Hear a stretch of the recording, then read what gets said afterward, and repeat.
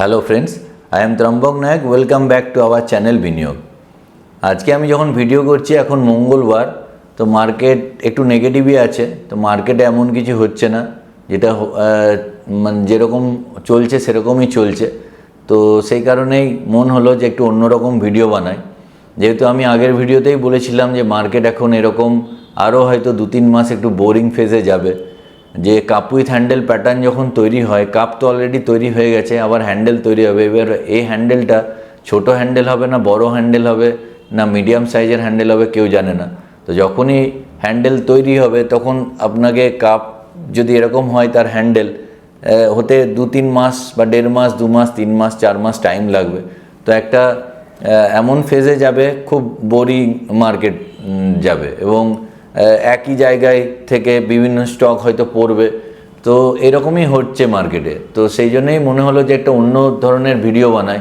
তো আমি অনেক জায়গায় অনেক সিনেমাতে দেখেছি, যেমন বিভিন্ন আপনার ওয়েব সিরিজও বেরিয়েছিল স্টক মার্কেট নিয়ে। তো সেখানে একটা ফেমাস ডায়লগ ছিল, রিস্ক হ্যাঁ তো ইস্ক হ্যাঁ, মানে more risk is equal to more gain. অনেকেই আমার বন্ধু বান্ধবরা সবাই বলে যে রিস্ক নিতে হবে তবেই গেন হবে। কিন্তু অ্যাকচুয়ালি যদি আমি অনেক চিন্তাভাবনা করেই দেখেছি যে মানে এই বাক্যটা বা সেন্টেন্সটা আমার কাছে অ্যাবসার্ডই মনে হয়।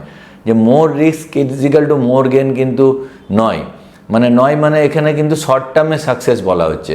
মানে আমি জাস্ট একটা উদাহরণ দিচ্ছি। ধরুন আপনি একটা রাস্তা ক্রস করছেন, যে রাস্তাতে কন্টিনিউয়াস ট্রাফিক, প্রচণ্ড স্পিডে গাড়ি যাচ্ছে। তো রাস্তা যদি ক্রস করেন, ধরুন আপনি দাঁড়িয়ে আছেন আর আপনার বন্ধু ক্রস করছে, তো এখানে গেন কি হবে? তা আপনি হয়তো দাঁড়িয়ে থেকে যাবেন, বন্ধু ওই মানে সিগন্যাল না হওয়া সত্ত্বেও যদি রাস্তা ক্রস করে তো তাড়াতাড়ি উল্টো দিকে পৌঁছে যাবে। তো এরকম করতে করতে একবার যাবে, দুবার যাবে, তিনবার যাবে, কিন্তু 4 নম্বর বারে বা 5 নম্বর বারে কিন্তু এমন একটা গাড়ি রান ওভার করে যাবে যে বন্ধুর হয়তো পা দুটোই থাকবে না, বা এরকম করতে গেলে 3 মাস পরে বা 2 মাস পরে সে হয়তো এই জগতেই নাও থাকতে পারে। তো এখানে মোর রিস্ক আছে, রিস্ক তো আছে, আর মোর গেন মানে শুধুমাত্র তাড়াতাড়ি পৌঁছানোর জন্য মানে এত বড় একটা সর্বনাশ হওয়া। তো এটা এই জন্যেই আমি বলি টোটাল অ্যাবসার্ড একটা সেন্টেন্স। তো স্টক মার্কেটের ইনভেস্টমেন্টেও তাই হয় যে more risk is equal to more gain.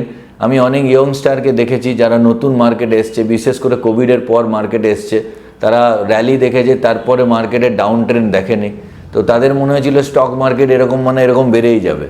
বা ফিউচার অ্যান্ড অপশান যারা করে, F&O যারা করে, তো তাদের মেন্টালিটি থাকে যে আমার কাছে তো 10 লাখ টাকা বা 20 লাখ টাকা নেই, আমার কাছে 10,000 50,000 আছে, তো 50,000 টাকাটাকে 5 লাখ করে নেবো, 5 লাখ টাকাটাকে 50 লাখ করে নেবো, তারপর আমি ইকুইটি ট্রেডিংয়ে আসবো বা ইনভেস্টমেন্টে আসবো, বড় টাকা আমি তাড়াতাড়ি বানাবো। তো এই তাড়াতাড়ি বানানোর চক্করেই কিন্তু মেন ভুলটা হয়ে যায় যে more risk is equal to more gain. কিন্তু এইটা করতে গিয়েই টোটাল ক্যাপিটালটাই ওই 10,000 বলুন আর 50,000 বলুন 1 লাখ বলুন, এমন সে মার খায় টোটাল ক্যাপিটালটাই চলে যায়। সেই জন্য F&O আমি বরাবরই বিরোধী। যে যত ভালো স্ট্র্যাটেজি আপনি শিখুন বা যাই করুন, এখানে কিন্তু আপনার হ্যাবিট যদি আপনার তৈরি না হয়ে থাকে তাহলে এখানে কিন্তু সাকসেস আসা খুব মুশকিল। এবং যারা টপ র্যাঙ্কিং লোক, যাদের মানে বড় ইনভেস্টার, তারা F&Oকে একটা হেজিং হিসেবে দেখে।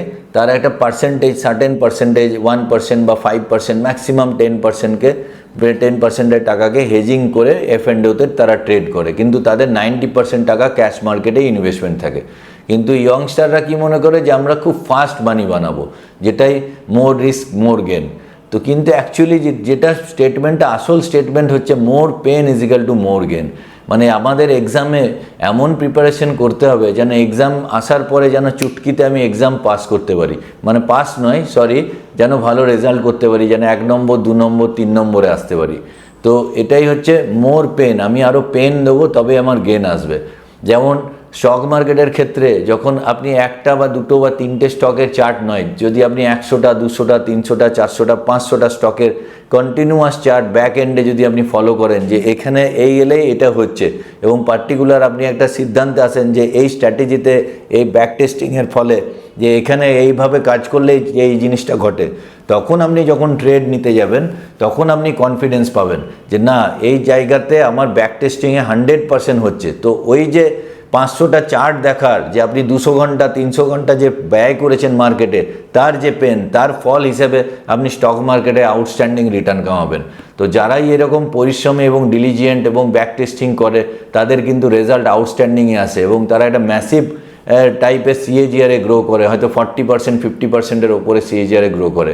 আর এই সিএজিআরটা যখন 6-7 বছর 8 বছর 10 বছর কন্টিনিউয়াস গ্রো করতে থাকে না, তখন কিন্তু তার পোর্টফোলিও অ্যাবভ 10 crore-এর ওপরে উঠে যায়। আর 10 crore এমন একটা টাকা, যেখানে আপনার যদি মানে 6%-এর টাকাও ওখান থেকে নেন, তাহলেও কিন্তু মাসে 5 লাখ টাকা হয়। এবং 5 লাখ টাকা একজন মধ্যবিত্ত ফ্যামিলি এবং যে ডিলিজিয়েন্ট হবে, যার ক্যারেক্টার সাফ থাকবে, সে 5 লাখ টাকা খরচ করতে পারবে না। মানে হয়তো খুব ল্যাবিসলি থাকলেও 2 লাখ টাকাতে খুব সুন্দরভাবে জীবন চলে যায়। তো এটাই হচ্ছে মোর পেন মোর গেন। আমি যদি আরও উদাহরণ দিই, আমি সেলিব্রিটির খুব একটা ফ্যান নয়, সেলিব্রিটিদের লাইফস্টাইল আমার ভালো লাগে না, কিন্তু সেলিব্রিটিরা কীভাবে সেলিব্রিটি হয় তার জন্য বিভিন্ন সেলিব্রিটির ইন্টারভিউ আমি ফলো করি। তো শাহরুখ খানের আমি একটা ইন্টারভিউ দেখেছিলাম, একদম ইনিশিয়াল স্টেজে উনি বলেছিলেন যে রাত্রিবেলায় আমি সারা রাত, যখন উনি একদম শাহরুখ খান হননি, সারা রাত মানে রোল কন্টিনিউয়াস প্র্যাকটিস করতো, এবং সকালবেলায় যখন ফার্স্ট শুটিং হতো, ফার্স্ট টেকে একদম পারফেক্ট রোল হতো এবং ডিরেক্টর হ্যাপি হয়ে যেত। এবং এই কারণেই শাহরুখ খানের কিন্তু ব্র্যান্ড ভ্যালু আস্তে আস্তে বাড়তে থাকে এবং এভরি ডিরেক্টর শাহরুখ খানের সঙ্গে কাজ করতে চায়, যে এত পারফেকশন আসার জন্য।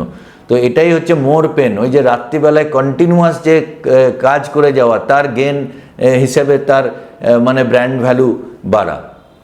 তো এটা একটা উদাহরণ। এবং এবার যদি আপনি ক্রিকেটেও দেখেন, যে প্লেয়ার কন্টিনিউয়াস নেট প্র্যাকটিস ভালো করে, তারা কিন্তু ম্যাচে গিয়ে সাকসেস হয়।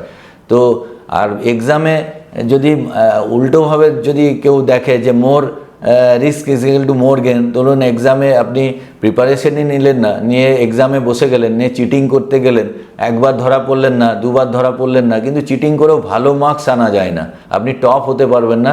ম্যাক্সিমাম চিটিং করে যদি ধরাও না পড়েন, হয়তো কোনো রকমে পাস মার্ক পাবেন বা 40% পাবেন, কিন্তু আপনি টপে আসতে পারবেন না।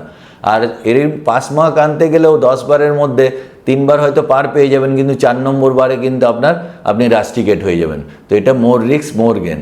কিন্তু এখানে মোর পেন মোর গেন করতে গেলে কি হবে, যখন সব স্টুডেন্ট টিভি দেখছে বা পিকনিকে যাচ্ছে, আপনাকে কিন্তু কন্টিনিউয়াস আপনাকে পড়াশুনো করতে হবে। আর এখানে স্টক মার্কেটের ক্ষেত্রেও আপনার অন্যান্য লোক যখন মার্কেট পড়ে থাকে, দূর মার্কেটে কিছু হচ্ছে না, সেই সময় কিন্তু আপনাকে নিজস্ব পড়াশুনো করা, কোথাও কিছু শেখা এবং প্রপারলি আইডেন্টিফাই করা, এইগুলো কন্টিনিউয়াস করে যেতে হবে। এইটাই হচ্ছে মোর পেন আর মোর গেন।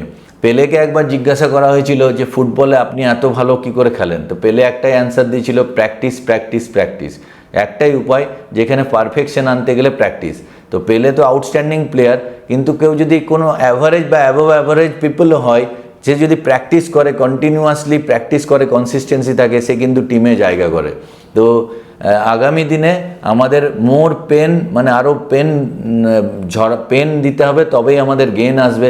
যদি জিম থেকে যারা বেরোয় না, যেসব ছেলেমেয়েরা, তাদের ফিজিক দেখে বাইরে সবাই আমাদের মনে হয় যে এরকম যদি আমার ফিগার হতো, কিন্তু জিমে যে ওই 2 ঘন্টা ঘাম ঝরানো, ওই যে ট্রেনারের কাছে পরিশ্রম, ওটাই হচ্ছে মোর পেন। সেই জন্যই মোর গেন হিসেবে তার যখন শার্ট পরে বা যে কোনো ড্রেস পরে, তার কিন্তু দেখতে ভালো লাগে। তো স্টেরয়েড দিয়েও আপনার মাসেল বানানো যায়। একটা স্টেরয়েড নিলেন, আর একটা স্টেরয়েড নিলেন, আপনার মাসেল বেড়ে গেল, কিন্তু স্টেরয়েডে হেভি রিস্ক আছে, আপনি পঙ্গু হয়ে যেতে পারেন, আবার আপনি পুরো ডুম হয়ে যেতে পারেন, মানে আপনি যদি ধ্বংসও হয়ে যেতে পারেন।